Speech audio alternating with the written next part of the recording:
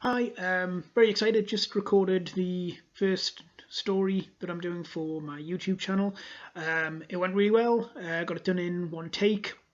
Thanks to Holly for helping to choose which one I was going to do first. I did give the wrong title. I said it was called The King of Fools. It's not. I also had to find it because this piece of paper is the only version of it in existence. It's a complete original story that I did. As I say, it is not called The King of Fools, so I hope you enjoy The King of Secrets. Once upon a time, there was a king, and this king was worried. For while he was very wise and very just and loved by his kingdom, he worried what would happen when he was gone. As much as he loved his children, he did not think any of them would make quite as good a ruler as he would. And he wondered what would happen to the kingdom when he was gone. And so he came to realize that the only way to carry on was to seek the secret of living forever, immortality. So the call went out across the land. Who could make the king live forever? Many came. Wise men, magicians, frauds, charlatans. But none of them could give the king what he wanted. None of them could make him live forever. Until the day a stranger arrived in the kingdom, cloaked and hooded, came to the king and told him that he could give him what he wanted. All the king had to do was trade him something every year. Nothing of real consequence. Trinkets. Well, king didn't really believe this, but he was so desperate to try, he readily agreed. And so the stranger left with a small token. And he returned next year, and the year after, and the year after.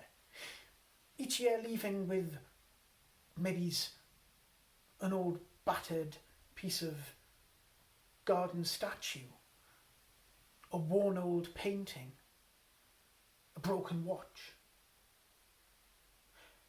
And as the years went by, people realized it was working.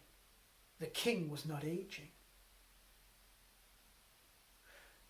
Around him, those that he loved aged and faded. His wife, the queen. His children.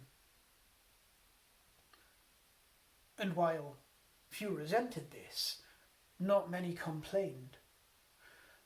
For the kingdom under his rule continued to be a just and kind place to live.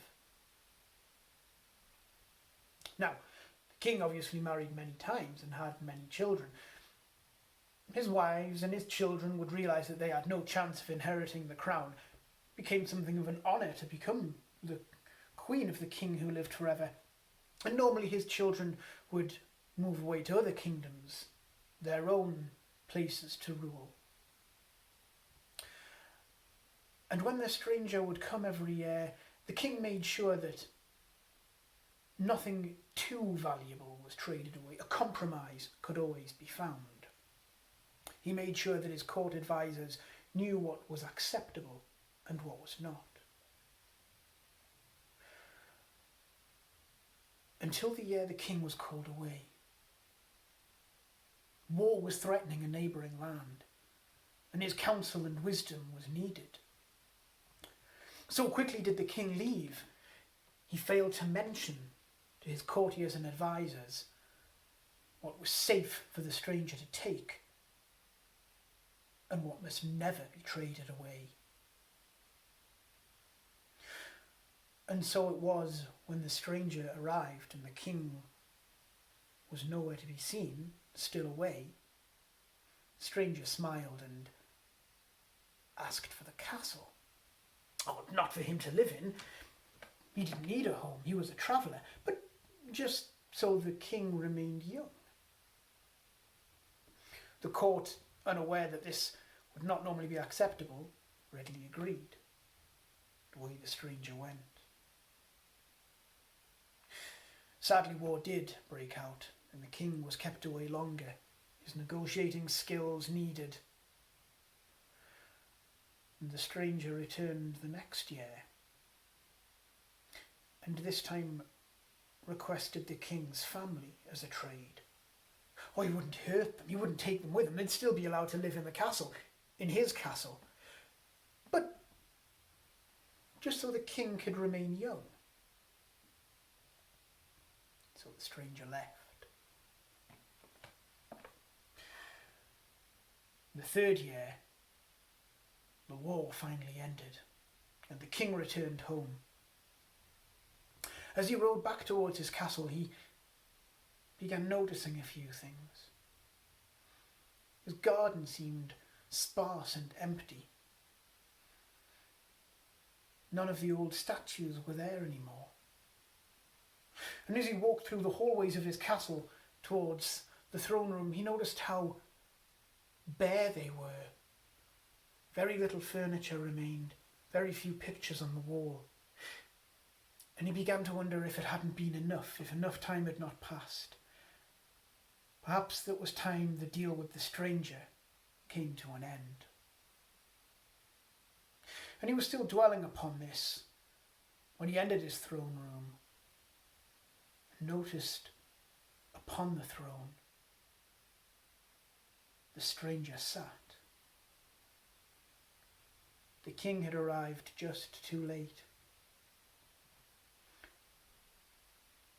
The strange old man had requested the king's title as a trade this time.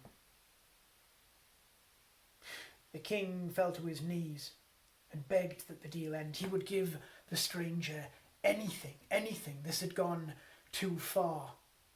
He no longer wanted to live forever. He would age, he would die, he would fade, he would leave his kingdom to someone else. The stranger looked down at him and smiled and nodded and agreed on one condition. The king had to bring him the person who knew all the secrets of the world,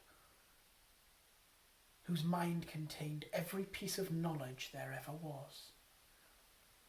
Only then would the king be granted back his kingdom, his family, his castle, and be allowed to live out his days as he should, to age.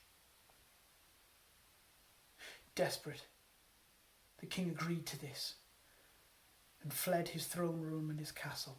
Oh, the stranger had assured him that while he was away, while his quest went on, he would not age, and nor would his family, nor would they be harmed. Everything would be as it was until he came back and fulfilled his bargain. The king travelled everywhere, every corner of the world, consulted with wise men, philosophers, scientists, priests.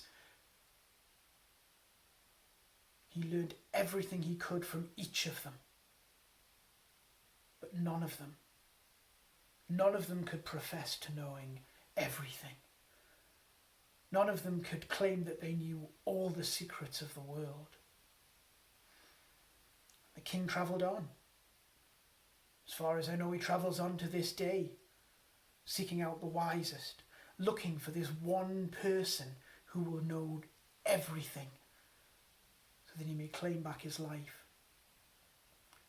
Never realizing that the very thing that he has been sent to seek for, he has already found within himself.